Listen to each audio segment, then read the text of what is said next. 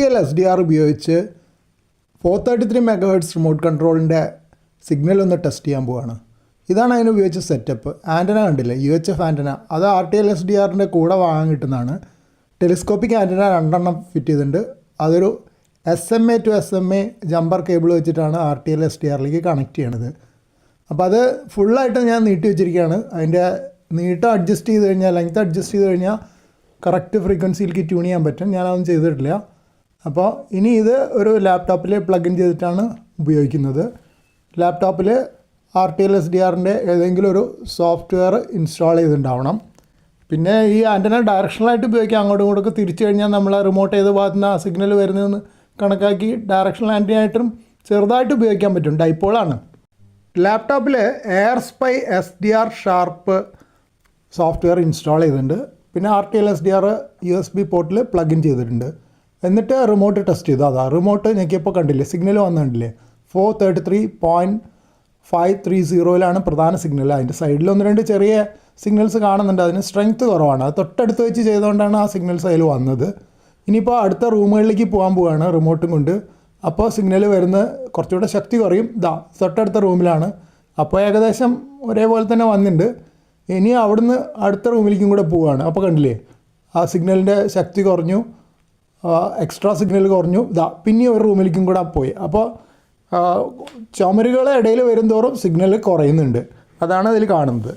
അപ്പോൾ ഇത് ഉപയോഗിച്ചിട്ടാണ് ഞാൻ ടെറസിൽ ആൻറ്റന സ്വിച്ച് ചെയ്യാൻ ഉദ്ദേശിച്ചിരിക്കുന്നത്. പക്ഷേ ടെറസിൽ പോയിട്ട് ഇപ്പോൾ ടെസ്റ്റ് ചെയ്തില്ല. മഴ പെയ്യുന്നതുകൊണ്ട് ടെറസിൽ പോയിട്ട് ടെസ്റ്റ് ചെയ്യാൻ വയ്യ.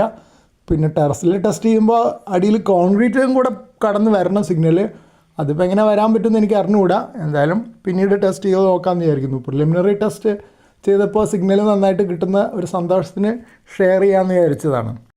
നമ്മൾ പല റേഡിയോ അമേച്ചേഴ്സും സിറ്റിയിൽ അപ്പാർട്ട്മെൻറ്റിൽ താമസിക്കുന്നവരാണ്. ഞാനല്ല. അപ്പോൾ ഈ അപ്പാർട്ട്മെൻറ്റിൽ പലപ്പോഴും എന്താണെന്ന് വെച്ചാൽ ടെറസിലേക്കുള്ള ആക്സസ് ലിമിറ്റഡാണ്. പിന്നെ ആൻറ്റന കേബിൾ കൊണ്ടുവന്നതിനും റെസ്ട്രിക്ഷൻ ഉണ്ടാവും. അപ്പോൾ ഇപ്പോൾ ഒരു ടെറസിൽ ഒരു കേബിൾ മാത്രമേ റൂമിലേക്ക് കൊണ്ടുവരാൻ പറ്റുമെന്ന് വിചാരിക്കാം. അങ്ങനെയാണെങ്കിൽ വേണ്ടി വരുന്നൊരു കാര്യമാണ് ആൻറ്റന സ്വിച്ചിങ്.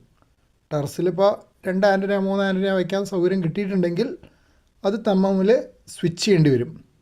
എനിക്ക് അതുപോലൊരു സാഹചര്യം ഉണ്ട്. എൻ്റെ ഒരു ചെറിയ ടെറസാണ്. അവിടെ കഷ്ടിച്ച് 2-3 ആൻറ്റനയൊക്കെ വെക്കാൻ പറ്റും. പക്ഷേ കുറേ കേബിൾ വീടിനകത്തേക്ക് കൊണ്ടുവരാൻ കുറച്ച് ബുദ്ധിമുട്ടുള്ളൊരവസ്ഥയാണ്. അപ്പോൾ ഞാൻ VU to TUM ആയിട്ട് ചർച്ച ചെയ്തപ്പോഴാണ് അദ്ദേഹം പറഞ്ഞത് 433 MHz റിമോട്ട് സ്വിച്ചിങ് ഉപയോഗിച്ചിട്ട് ആൻറ്റന സ്വിച്ച് ചെയ്യാൻ പറ്റും. അപ്പോൾ ഞാൻ വായിച്ചു നോക്കി.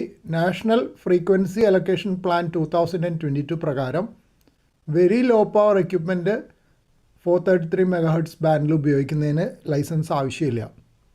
അതുകൊണ്ട് തന്നെയാണ് റിമോട്ട് കൺട്രോൾ ഡിവൈസസ്, ലൈറ്റുകൾ, മോട്ടർ, ഗേറ്റ് തുറക്കാനുള്ള motor, security system, home automation മുതലായവയ്ക്ക് ഈ 433 MHz സ്വിച്ചിങ് ഉപയോഗിക്കുന്നുണ്ട്.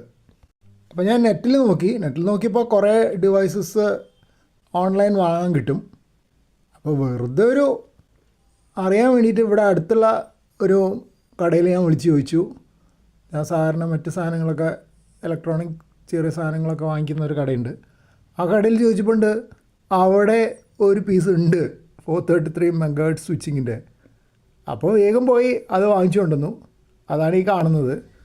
കടയിൽ ചെന്നപ്പോൾ അദ്ദേഹം അവിടെ അതിൽ പവർ കണക്ട് ചെയ്തിട്ട് അതിൻ്റെ റിമോട്ട് വർക്കേജ് കാണിച്ചു.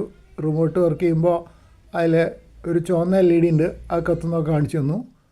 പിന്നെ ഈ 433 MHz റിമോട്ടിൻ്റെ പ്രത്യേകത എന്ന് പറഞ്ഞു കഴിഞ്ഞാൽ നമ്മുടെ സാധാരണ വീട്ടിൽ TVക്കൊക്കെ ഉപയോഗിക്കുന്ന ഇൻഫ്രാറെഡ് റിമോട്ടാണ്. അപ്പോൾ അത് ചുമരിൻ്റെ ഉള്ളിൽ കൂടി ഒന്നും അപ്പുറത്തേക്ക് പോവില്ല. അപ്പോൾ ഇത് താഴെ നമ്മൾ ഷാക്കിൽ നിന്നിട്ട് റിമോട്ട് ഉപയോഗിച്ചാൽ ടെറസിൻ്റെ മുകളിൽ എത്തുന്നതാണ് പറയപ്പെടുന്നത്. ഞാൻ പരീക്ഷിച്ച് നോക്കിയിട്ടില്ല. ഇനി അത് പരീക്ഷിച്ച് നോക്കണം. പക്ഷേ അതിന് മുമ്പ് ഞാൻ വിചാരിച്ച ഒരു കാര്യം ചെയ്തു നോക്കണം. അതായത് എനിക്കൊരു RTL-SDR ഉണ്ടല്ലോ, ഈ അടുത്ത് ഞാൻ വാങ്ങിച്ചത്. അതിൽ സാറ്റലൈറ്റ് വരെ കിട്ടുന്നുണ്ട്.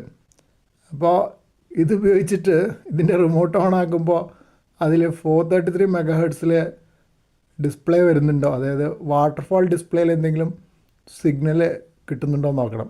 അതാണ് അടുത്ത പ്ലാൻ. അത് കഴിഞ്ഞിട്ട് വേണം പിന്നെ ഇതിൻ്റെ റേഞ്ച് ടെറസിൻ്റെ മുകളിലേക്ക് എത്തുമോ എന്ന് നോക്കണം.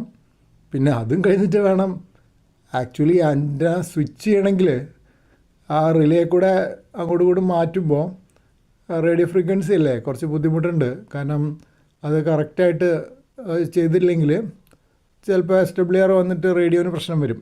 അപ്പോൾ അതുകൊണ്ട് അത് കുറച്ചുകൂടെ പഠിച്ചിട്ടേ ചെയ്യാൻ പറ്റുള്ളൂ. അപ്പോൾ ഇമ്മീഡിയറ്റ് ആയിട്ട് ഇനി അടുത്ത പ്ലാൻ ഇത് വെച്ചിട്ട് RTL SDRൽ ഇതിൻ്റെ സിഗ്നൽ കിട്ടുന്നുണ്ടോ എന്ന് നോക്കണം. സിഗ്നൽ കിട്ടുന്നുണ്ടെങ്കിൽ പിന്നെ ഇതിൻ്റെ റേഞ്ച് കണ്ടുപിടിക്കാൻ എളുപ്പമാണല്ലോ.